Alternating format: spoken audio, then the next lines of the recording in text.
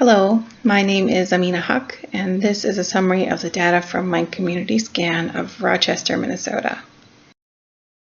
I chose Rochester, Minnesota because we're considering a move there in the future, and I took this opportunity to become more informed about my possible future community. The demographics of Olmsted County, of which Rochester is the main municipality, reveal that residents are roughly 87% white, 4% African American, 6% Asian, and 3% Hispanic. The crime rate is half that of the national average, and the median income is around $65,000 annually. And that's the annual income per household. There are many community involvement programs that provide assistance to the 8% of the population living at or below the poverty line, and the percentage of residents with a high school diploma or higher education level is at 94%.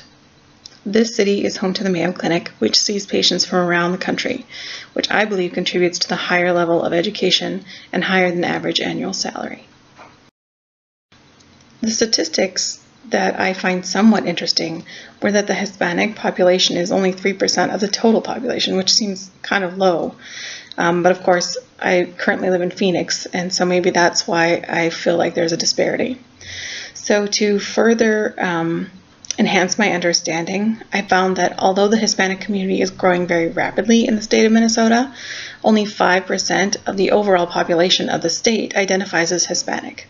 So with this in mind, Olmsted County is actually not that far removed from the statewide statistic at around 3%. The most surprising factor in this community scan was the difference between male and female incomes.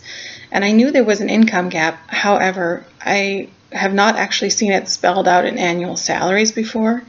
So due to the lack of that background information, a difference in nearly $19,000 annually surprised me.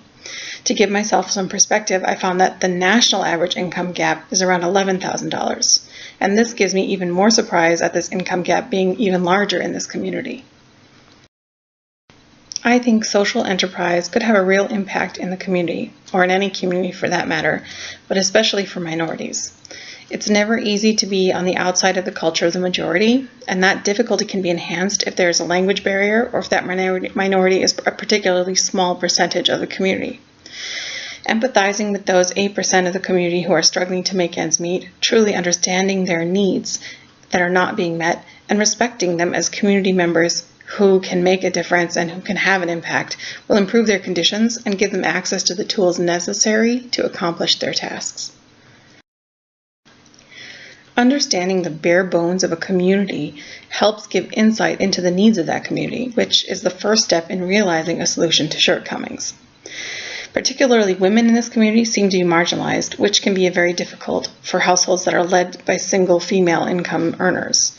And understanding the community's strengths and weaknesses helps identify the tools to help improve those weaknesses, and then the areas where we can create innovative solutions.